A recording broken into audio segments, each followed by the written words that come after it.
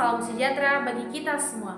Video ini adalah tugas presentasi beberapa prinsip umum dalam penafsiran Alkitab yang sudah kami pelajari pada mata kuliah Hermeneutika Perjanjian Baru bersama Bapak dosen yang mengaku Bapak Dr. Baginda Sitompul MPDK. Untuk itu, saya Irmawati Syagian dengan NIM 240101006 Prodi Pendidikan Agama Kristen, mahasiswa IAKN Tarutung akan mempresentasikan prinsip hermeneutika Perjanjian Baru. Nah, yang dimaksud dengan hermeneutika itu apa? Hermeneutika adalah menafsirkan, meneliti, dan melakukan. Sebelum kita menafsirkan, kita harus tahu dulu konsep umum dalam menafsirkan Alkitab. Konsep umum atau prinsip umum dalam menafsirkan Alkitab adalah 1. Memperhatikan konteks dalam Alkitab. Prinsip umum pertama adalah menafsirkan kata, frasa, kalimat, atau ayat dengan memperhatikan konteks yang ada. Apa itu konteks? Konteks berasal dari kata yaitu kon yang dimaksud dengan bersama-sama dan teks tersusun. Jadi secara umum konteks diartikan sebagai hubungan pikiran yang menyatukan sebagian yang dimaksud dengan konteks dekat atau keseluruhan tulisan yang dimaksud dengan konteks jauh. Sehubungan dengan menafsirkan Alkitab, konteks diartikan sebagai hubungan pikiran yang menyatukan satu bagian perikop tertentu. Bisa juga pasal, bisa juga kitab tersebut. Nah, untuk itu saya akan memberikan contoh dari memperhatikan konteks dalam Alkitab. Contoh konteksnya ada konteks dekat. Yang dimaksud dengan ini adalah beberapa ayat sebelum atau sesudah dalam konteks tersebut.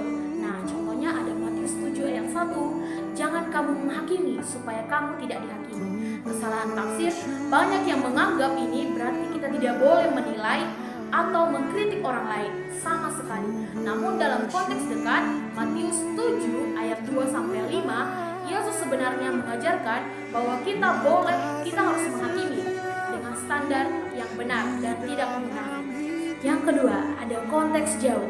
Artinya beberapa perikop dengan perikop, pasal dengan pasal, kitab dengan kitab, bahkan perjanjian baru dengan perjanjian Alkitab sebelum dan sesudah secara keseluruhan. Contoh konteks jauh ada dalam Yohanes 12, Yesus diurapi Maria dengan minyak dan mempunyai hubungan dengan Yohanes 11 ketika Yesus membangkitkan Lazarus saudara Maria. Jadi memberikan minyak oleh Maria adalah bentuk ucapan syukur. Ketiga, konteks budaya. Ini mencakup nilai, tradisi, struktur sosial, dan kepercayaan yang membentuk cara berpikir pada masa perjanjian baru. Nah, contoh konteks budaya. Budaya Yahudi tentang makanan. Dalam Kisah Para Rasul 10, Petrus menghadap penglihatan tentang makanan halal yang kemudian dianggap halal. Ini ditafsirkan bukan makanannya lah yang haram, tetapi perkataan yang keluar dari mulut kita. Dan yang keempat ada konteks historis menanggapi penjajahan Romawi. Dalam contoh Matius 22 ayat 15-22, Yesus dan pajak kepada kaisar, orang Farisi, dan mencoba menjebak Yesus dengan pertanyaan tentang pajak kepada kaisar.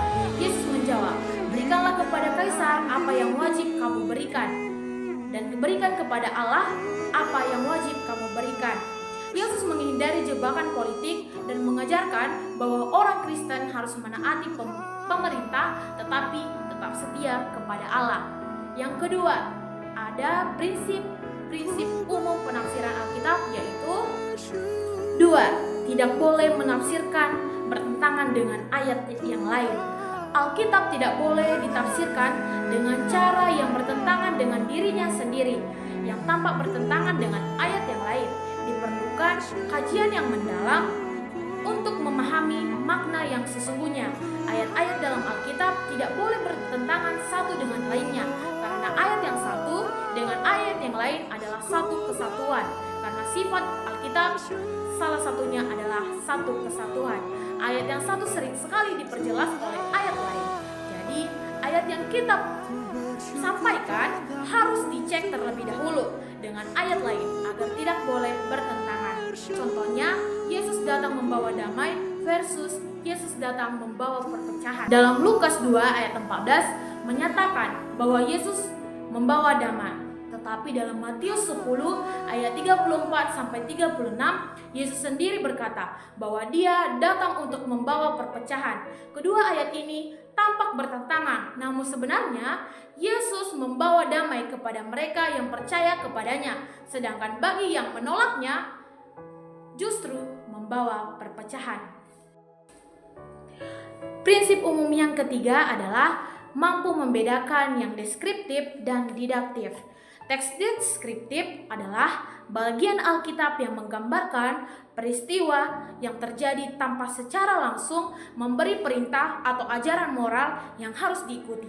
Teks ini mencatat sejarah, kejadian, atau narasi tanpa menyatakan bahwa semua yang diceritakan harus dijadikan norma atau standar bagi semua orang. Peristiwa yang harus sesungguh-sungguhnya terjadi yang berlaku pada waktu itu atau masa itu saja. Nah, apa itu didaktif? Teks didaktif adalah bagian Alkitab yang mengandung ajaran atau perintah yang harus diikuti oleh pembacanya. Biasanya ditemukan dalam hukum, surat rasuli, dan ajaran Yesus bersifat pengajaran berbentuk pernyataan, janji, perintah, atau larangan. Contoh deskriptif dalam Matius 3 ayat 16 yang berbunyi, sesudah dibaptis Yesus segera keluar dari air dan pada waktu itu juga terbuka dan ia melihat Roh Allah seperti burung merpati turun ke atasnya. Ayat ini menggambarkan peristiwa pembaptisan Yesus dan turunnya Roh Kudus dalam rupa burung merpati. Dan contoh dalam teks didaktif ada Efesus 4 ayat 32. Tetapi hendaklah kamu ramah seseorang terhadap yang lain, penuh kasih, mesra dan saling mengampuni, sebagaimana Allah di dalam Kristus telah mengampuni kamu. Nah, ini yang dimaksud dengan ajaran pentingnya pengampunan dan kasih dalam kehidupan orang percaya. 4. Prinsip umum penafsiran Alkitab ada teliti atau lihat siapa oknum yang berbicara. Oknum ini apa saja? Ada Tuhan, malaikat, manusia, bahkan setan. Salah satu prinsip penting dalam menafsirkan Alkitab, khususnya Perjanjian Baru, adalah memperhatikan siapa yang berbicara dalam teks tersebut. Hal ini penting karena tidak semua perkataan dalam Alkitab mewakili kebenaran ilahi. Ada yang merupakan catatan historis, ada yang berupa ajaran Tuhan, ada pula yang bertujuan menyesatkan. Kita masuk ke oknum yang pertama, yaitu Tuhan Yesus Kristus dan Allah Bapa. Ini pasti sudah benar. Tidak ada yang menyesatkan dari bagian ini. Contoh pertama, Matius 4 ayat 4. Yesus hidup bukan dari roti saja, tetapi dari setiap firman yang keluar dari mulut Allah. Keterangannya, Yesus menanggapi pencobaan iblis dengan mengutip firman Allah. Ada juga contoh yang kedua, Matius 5 ayat 3. Berbahagialah orang yang miskin di hadapan Allah, karena mereka lah yang punya kerajaan. Di sini Yesus mengajarkan tentang kebahagiaan sejati dalam khotbah di bukit. Ada kedua, oknum yang berbicara, malaikat. Malaikat sudah pasti benar. Karena apa? Karena ia yang diutus oleh Allah. Nah, contohnya apa? Dalam Lukas 1 ayat 30, jangan takut hai Maria, sebab engkau beroleh kasih karunia di hadapan Allah. Ini adalah ucapan dari malaikat Gabriel yang menenangkan Maria. Yang ketiga, ada oknum yang berbicara, yaitu manusia. Perjanjian Baru mencatat berbagai ucapan manusia yang bisa bersumber dari Roh Kudus atau manusia itu sendiri. Nah, ada contoh yang mengatakan bahwa manusia berbicara di dalam Alkitab, yaitu Filipi 1 ayat 22. Karena bagiku hidup adalah Kristus dan mati adalah keberuntungan. Ini adalah ucapan Paulus yang menyatakan keyakinannya terhadap Allah. Dan ada contoh yang kedua dalam 1 Timotius 1 ayat 15. Perkataan ini benar dan patut diterima sepenuhnya. Kristus Yesus datang ke dunia untuk menyelamatkan orang berdosa. Ini adalah ucapan Paulus yang mengakui kasih karunia Allah. Ada yang keempat oknum yang berbicara, yaitu setan. Dalam contoh Matius 4 ayat 3, jika engkau anak Allah, perintahkanlah supaya batu-batu ini menjadi roti. Ini adalah contoh iblis mencoba Yesus di padang gurun. Ada contoh yang kedua dalam Matius 8 ayat 29. Apa urusanmu dengan kami, hai anak Allah? Adakah engkau kesini untuk menyiksa kami sebelum waktunya? Keterangannya ini adalah setan-setan yang berbicara kepada Yesus karena mereka merasa bahwa mereka akan disiksa sebelum waktunya. Tetapi belum itulah waktunya.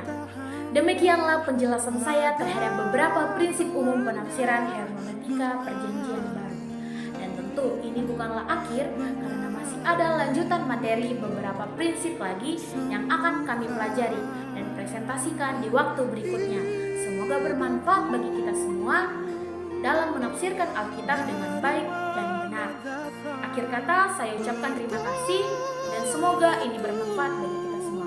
Shalom.